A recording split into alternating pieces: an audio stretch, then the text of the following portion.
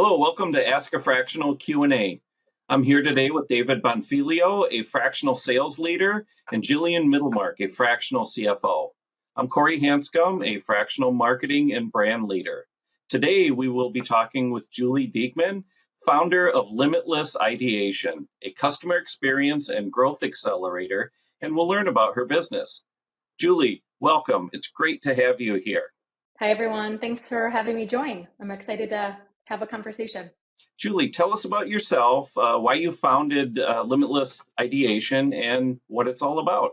I'll try to make this as short as possible because I tend to talk a lot. But I have a background in product development. I worked at really two companies, both for 12 years. So I love my dedication to companies, obviously.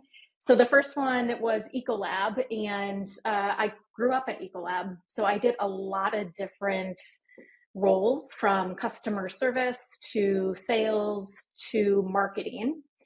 And then I was recruited to go over to Capella University, which, by the way, I got in my MBA from. And I had no idea that they were actually headquartered in downtown Minneapolis because it's an online school. So who knew? Never really wanted to get into higher ed, but I was ready for a change. And I'm glad I did, because I did and saw so much there. And I was there for 12 years. 8 of those years was around product development. And at the time when I joined Capella, their nursing and healthcare portfolio was pretty small.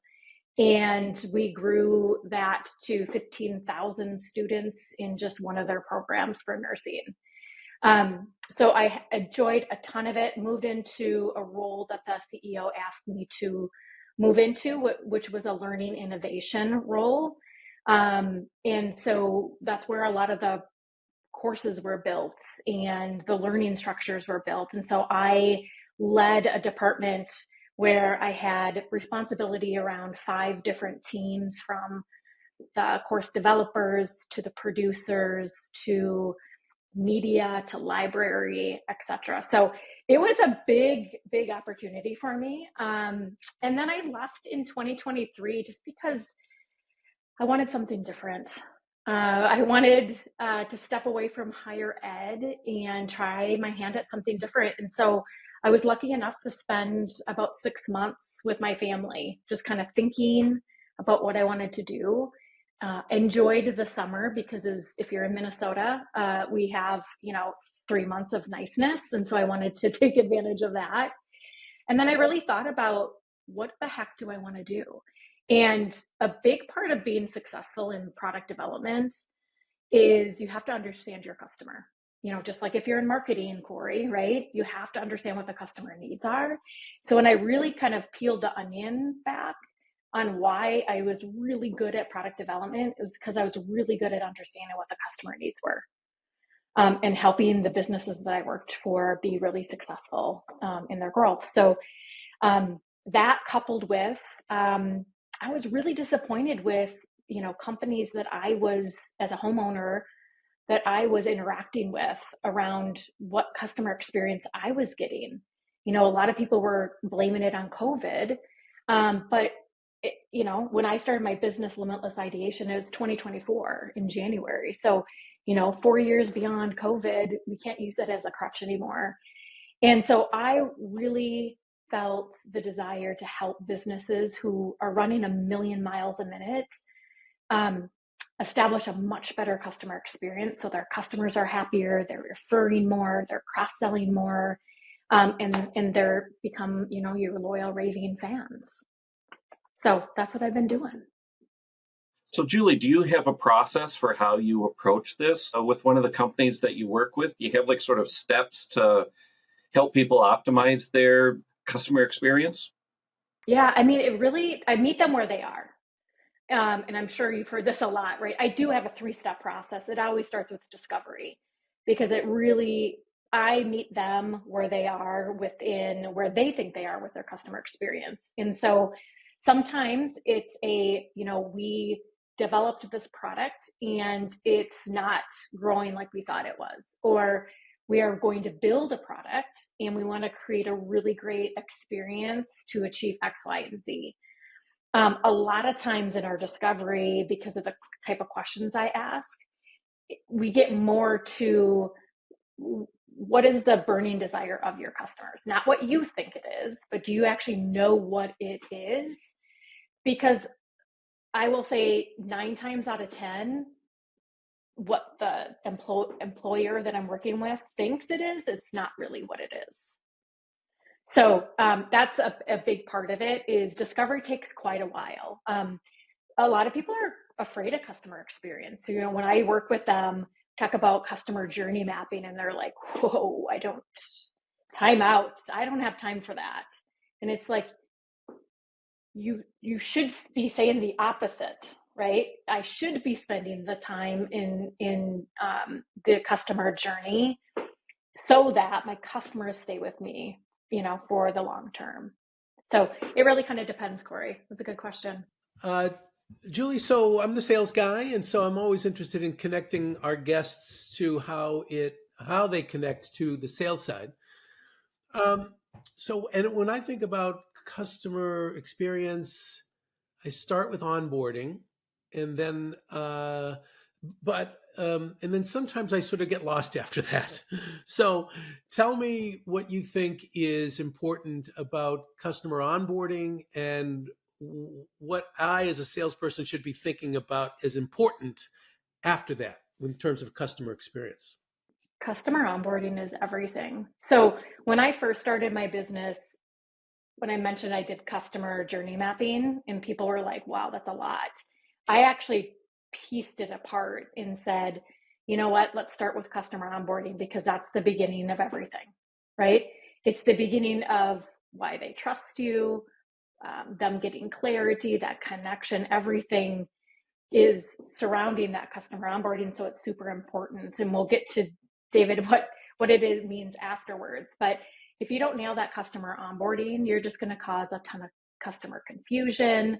They're not going to know what value they're getting, because a lot of times what that onboarding does for people is you have to kind of think, where can you offer immediate value for your customers, right?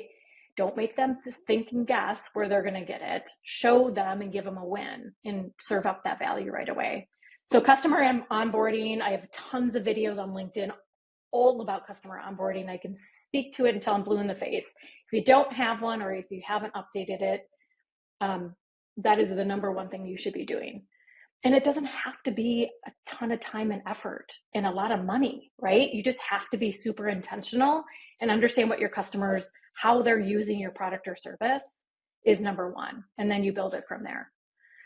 Afterwards, so a lot of times I hear there's a breakdown in if you have a sales team, and then what they pass along or don't pass along to whoever's doing the onboarding, right? Because sometimes it's sales, sometimes it's customer success, sometimes it's an admin, sometimes it's marketing. It kind of just depends what the setup is and how big the company is.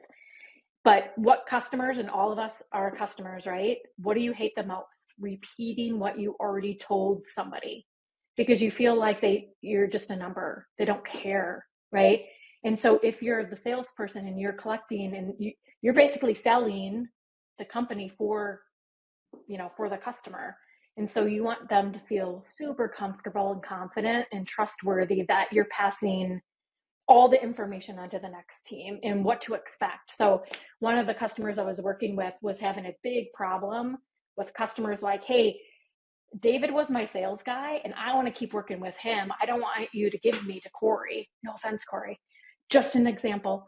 And so what we did was we had them do a quick video where it was David and Corey together, reassuring the customer. And it was like a 30-second video, maybe 60 seconds. And it was David introducing Corey as the next person that was going to pass along. And then Corey saying something that was shared by the customer, right? That only David knew. So they knew that, wow, they are really talking about me. And now I don't have to worry about it. Check, right? Because we worry enough as it is every single day. Home life, work life. You don't want to have to do that as a customer too. So anytime you can create some clarity for them, and in a fun way. So when you're working with clients, are you working primarily with the executive team or are you engaging with other departments? How are you making sure that whatever your learnings and teachings and discoveries are translating and cascading throughout the organization?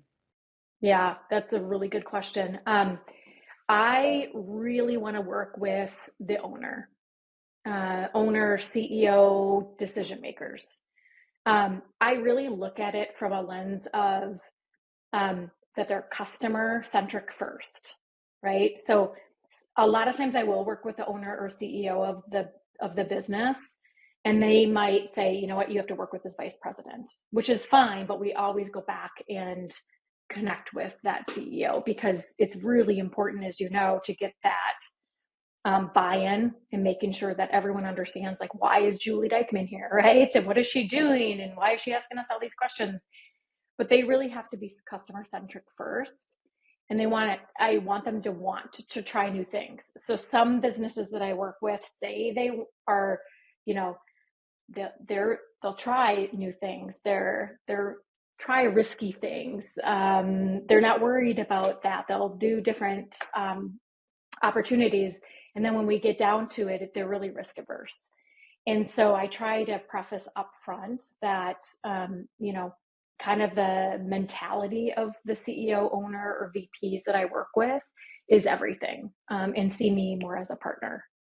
So alongside that, what size businesses are you generally working with? Do you have a specific niche or is it a specific number of employees or revenue size that you typically work with?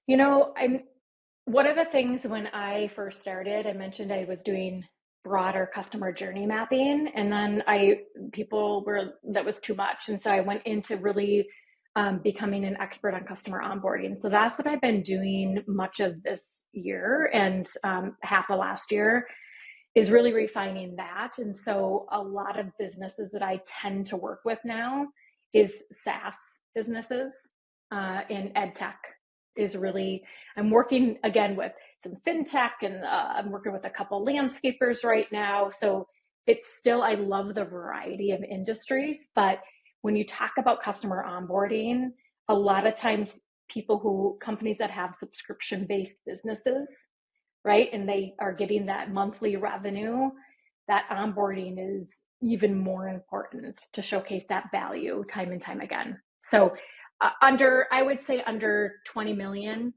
is my sweet spot as well, working with clients.